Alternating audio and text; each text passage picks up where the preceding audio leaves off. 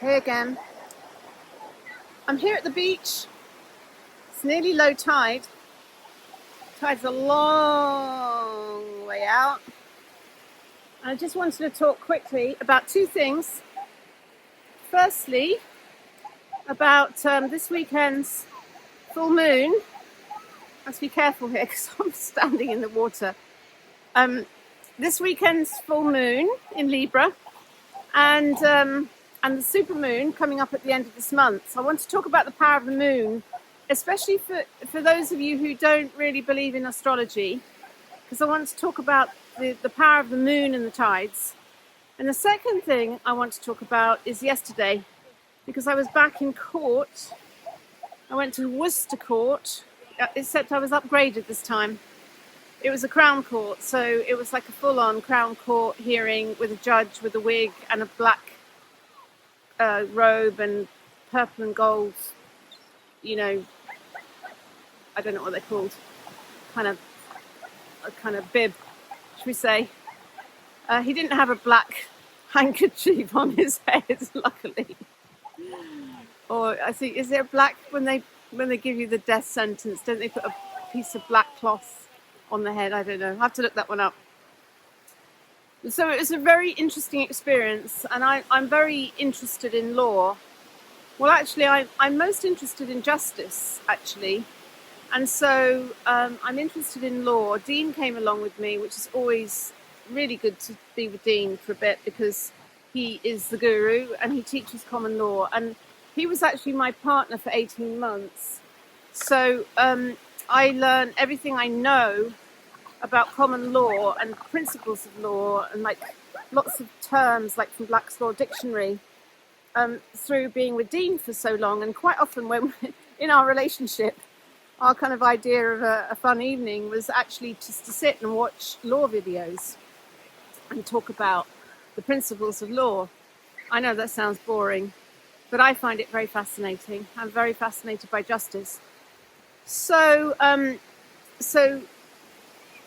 want to just share with you what happened and a bit of the background. But first of all, I want to talk about the tides and the moon. So it's nearly low tide. And you can see how far the tide is out. And I'm going to show you, this is the interesting thing for me, because I have to check on the tides when I'm walking Kobe, because sometimes I come here. If I come here at high tide, the water's right up to the wall and there's no beach. On the other extreme, when the tide is really far out, it's actually very difficult to negotiate because it's like a massive, 20 Olympic-sized football pitches, with Kobe running up and down chasing dogs. I've actually put him on the lead for that reason. He's had a good run already, and he's had his poo. He's done his poo. Right. So I'm going to put on the screen now the tide chart for the coming months, and I'm going to project it forward so you can kind of see the pattern. But you can see that at the new moon and the full moon, the tide, the difference between the high tide and the low tide is at its biggest. The biggest difference at the coming full moon this weekend is 3.6 meters, but with the super moon, which is coming up on the 28th of April at the end of this month, the difference between high and low tide is a massive 4.5 meters difference in height between high tide and low tide. That's huge. You think about the volume of water that is needed for a high tide that high and to be pulled out that far. It's absolutely massive. And this is all to do with the moons. It's a bit like being on a swing. It's like a pendulum. So you know when you're on a swing, and it's like those moments when you change direction, there's kind of like a pause, and then it goes vroom. And so in the time between the new moon and the full moon, the tides get very small because all of the energy is kind of going forward. But at those moments, where the pendulum is changing, you get this huge difference in the tides, and then they go small and then they go high again. I'll have to check this But the reason why this new moon at the end of this month is particularly powerful is because it's a supermoon, and that means the moon is at its closest to the Earth because it's got an elliptic orbit. So when you have a supermoon, it's when the moon is closest to the Earth, and so it's got the maximum pull, the maximum influence. And I suspect that's why this supermoon, the tide is such a big difference, 4.5 meters. Think of 4.5 meters, 2 6-foot-tall men standing on one another's shoulders, or higher than that, isn't it? So the moons are massively powerful. When you put an intention or you do something on a new moon or a full moon, it has a special potency. And new moons are very good for visioning and intention setting and manifestation. And full moons are good for parties and letting go, releasing endings. So, no, Kobe, no barking, because people get annoyed when you bark on the videos. At least the waves are not too loud today. So, just to say, the full moon is in Libra, and as a full moon, the moon is opposite the sun, so the sun is in Aries. And astrology is a map of duality, and the Aries-Libra axis is all about me and we. So Aries is cardinal fire. It's the first sign of the zodiac. It's about self-expression. It's all about me. Me. And Libra is the opposite, and it's the 7th house, and it's the scales, and it's all about we. And so you've got the sun, the masculine, kind of saying, I just want to be solo. And you've got the moon in the opposite sign of Libra saying, I want to be in a relationship. So it's actually quite a powerful time. Could be a time of endings for relationships. Could be a time of decision. Do I want to be alone, or do I want to be part of a we? I'm happy for it all to be about me.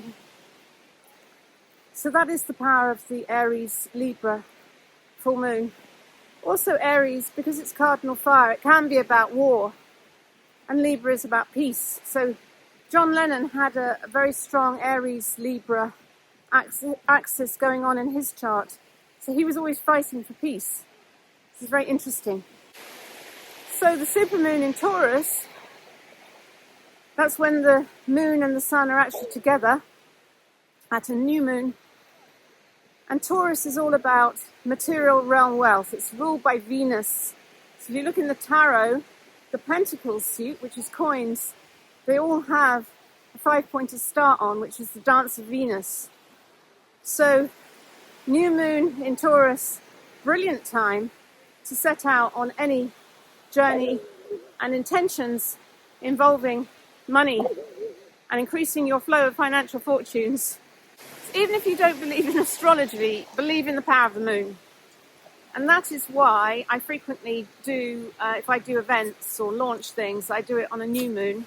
And if I have a celebration, I do it on a full moon. So this weekend we've got the 90 Days to Transformation group coming to my home, and we will come down to the sea and make some offerings, but we're going to do a cacao ceremony, so that should be fun. And that's in the energy of the full moon. And then in the energy of the supermoon at the end of this month, 27th, 28th of April, that's when I'm launching the Ultimate Business Beta Test, which is eventually going to be called The Dragon's Guide to Business. Sorry to keep mentioning these things, but I do want you to be aware. So if you're interested, you can jump on board, because I won't be releasing a Dragon's Guide to Business. I won't be releasing the alpha version probably until September.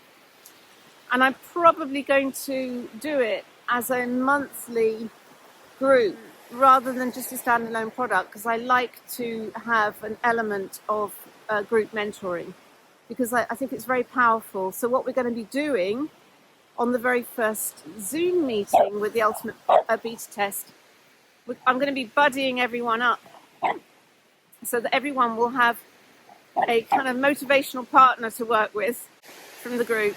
If there's an even number of people including me, you might get me. If there's an odd number including me, then everyone else will buddy up. So it's a very good way to keep you focused and motivated, because we've got a train going by here. I don't know if you can see that.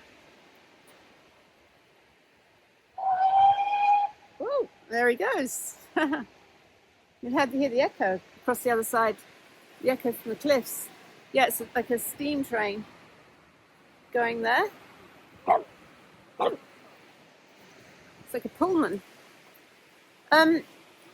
Yeah, so it's very important with any program to stay focused and to be disciplined and to do it right to the end. There's a lot of power in focus, determination, discipline. Most people have got firework energy. Big enthusiastic energy at the start of something, yes! And then it fizzles out like a firework going off. So we want to develop marathon runner energy. Never say die. Never give up. Never give up on a good thing. So you need to be in it for the long haul. And 28 days isn't much of a long haul, is it? I mean, thinking of business, if I think back to my first business, Red Letter Days, I was in that for 14 years. That's the long haul. And I would have gone a lot longer had it not been kind of pulled out like a rug from under my feet. So commitment, determination, become a marathon runner. And these things come through discipline and practice. It's like developing a muscle, making that commitment. When you make a commitment, you say, right, I'm going to commit to this and I'm going to discipline myself and I'm going to do it every day for 28 days. That's how you're going to get exponential results. So cultivating discipline and marathon runner energy is a big part of what I do, and that's why I like running programs and groups. And we will, on that first day, be creating a very strong vision and intention for the 28 days. Kobe is wanting to go and play with the dog. I'll let you off in a minute, but we're going to walk over here away from all of the distractions, Kobe. So, anyway, on to the Worcester Crown Court hearing. Now, this was an appeal hearing. It was a directions hearing because I'd gone to the Magistrates' Court at both Worcester and Kidderminster under duress because I did not consent to the jurisdiction of those courts because I was asserting my right to a trial by jury. And the reason I was asserting my right to a trial by jury is I believe that the Road Traffic Act is unlawful. The legislation is unlawful because the government has legislated away our right to a trial by jury, because basically the legislation says that road traffic offences can only be heard at a magistrate's court. They've also legislated away our right to remain silent, because the legislation says if you do not fill in the form, which is essentially a confession, a notice of intended prosecution, if you do not fill in that form, that is a criminal offence for which you get 6 points on your licence and a fine. So essentially they've legislated away our right to remain silent. Now, you may well say, well, you know, we need to have rules and regulation. We need the rules and the regulations to control the roads.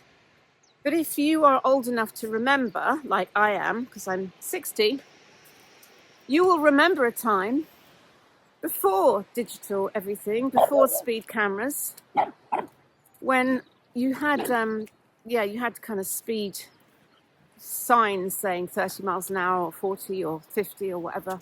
You had kind of speed limits. But generally speaking, everyone was a responsible driver and everyone, drove with due care and attention, because none of us want to cause any harm, injury or loss to ourselves, to the occupants of our car or to others.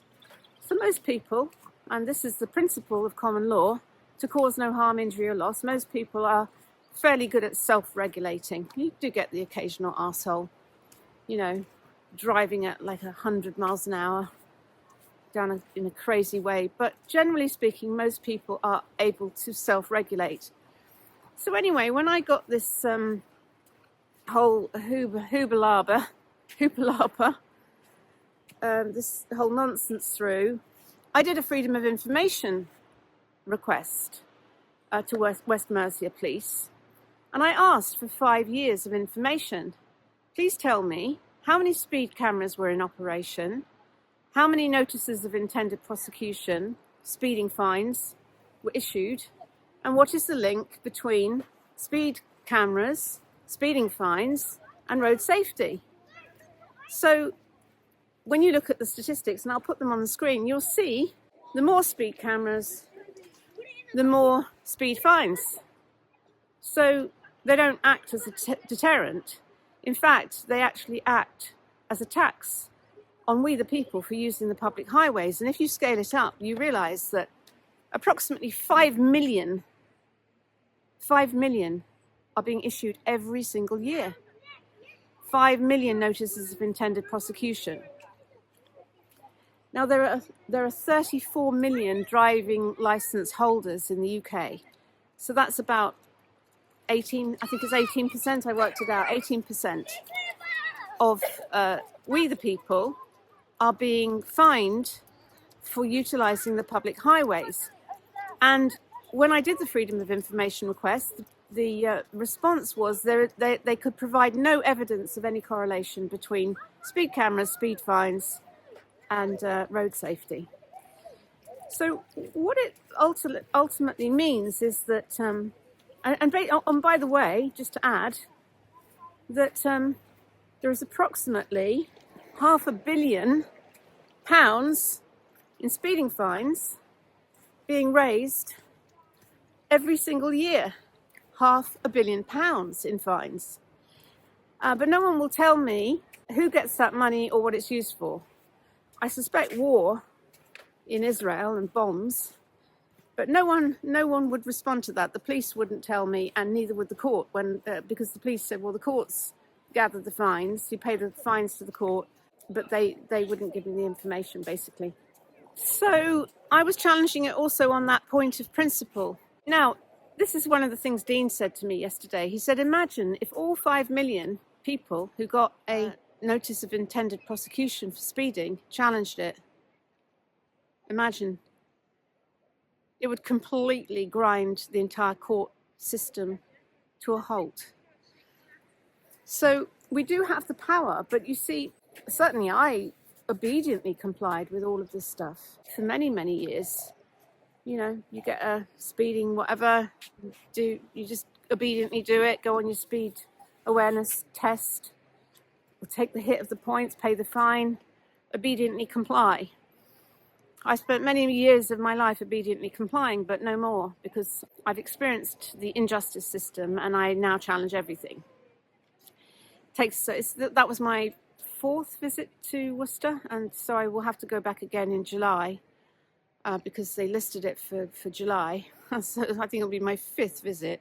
But I feel it's important. And as I said before, every one of us that challenges, we might not be successful, but we are like a wave against the cliff. Now, the interesting thing for me yesterday, going to the Worcester Crown Court, which is at the Shire Hall, the first thing about it is the sheer intimidation of the Masonic building that it is. It's built like a temple. It's built very similar to when you go to Egypt and you see the temples. I'll put a picture, and I'll put a picture of me standing there. It's absolutely oppressive. It's designed to make you feel small and overpowered, overwhelmed. Essentially, it's a chamber of power, shall we say. And the interesting thing about court number 2, where I was actually, if you think of an Egyptian temple, if you know about how they build Egyptian temples, there's a sort of front doors, and then there's a sort of inner chamber, and then there's the inner sanctum. Now, the inner sanctum is the power spot. And so if you sort of map the floor plan, I believe that court 2, where I was in, was essentially the inner sanctum.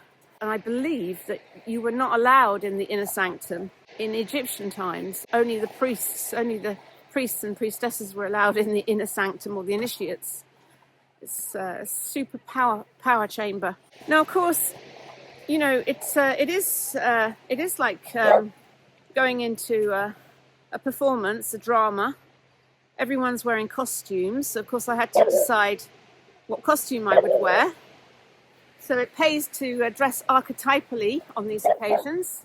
I wore black and white and royal blue, Archangel Michael blue, which is a very queenly colour. Blue for truth. It's the colour of Athena. Anyhow, basically, to cut a long story short, this judge basically stonewalled me. All of my attempts to assert my right to a trial by jury, it's basically, you can't have one. I was quoting Thomas Jefferson. He was saying, well, your history is better than mine. And he was like, yes, we're hearing a lot from America, aren't we? I said, I think Thomas Jefferson was British. I think he was taking a stand against the corruption of the British monarchy, hence why America wanted to declare its independence. And I was saying, you know, I was kind of quoting Gandhi, it's the duty of the people to stand against unjust legislation. Kobe, come on. Come on, away. Goodness gracious me. I give him an inch and he takes a mile. Right, we're going off this way now. Can't behave yourself. Back on your lead, back on your Klaus Schwab.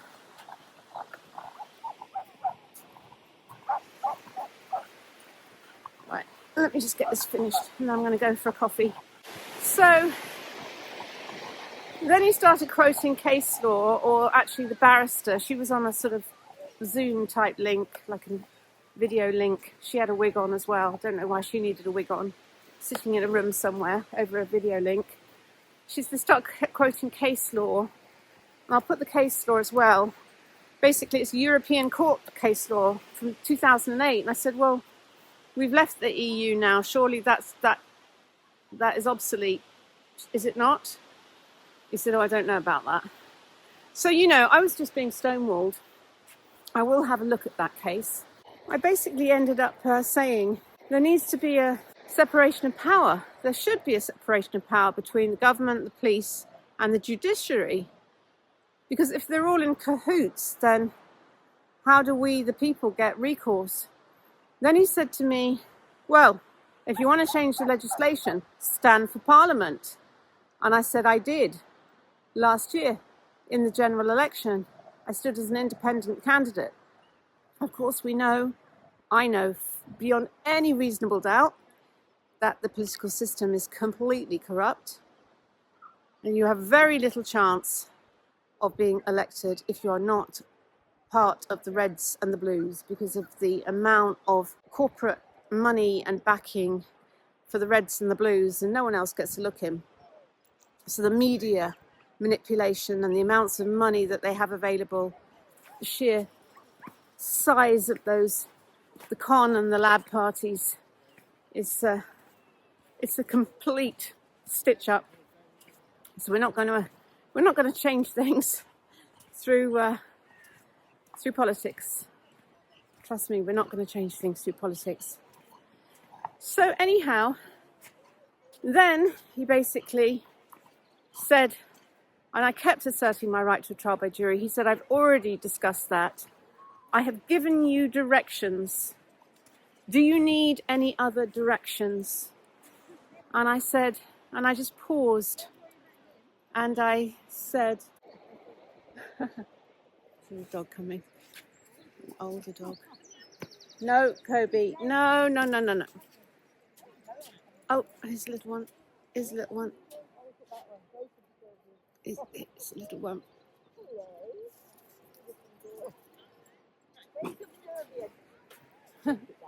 Hi.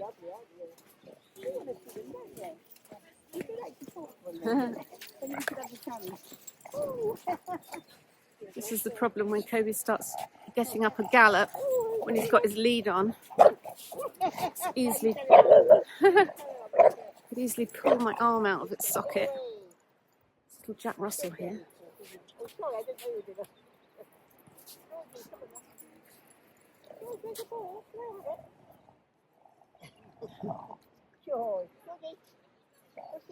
Doesn't want to let go of this ball. Oh, no. Okay, come on, we're going this way. Let's just finish this video. And I can let Kobe off the lead. And breathe. So anyway, so he said, do you need what other directions do you need? So I paused for a second and I said, I take my directions from God.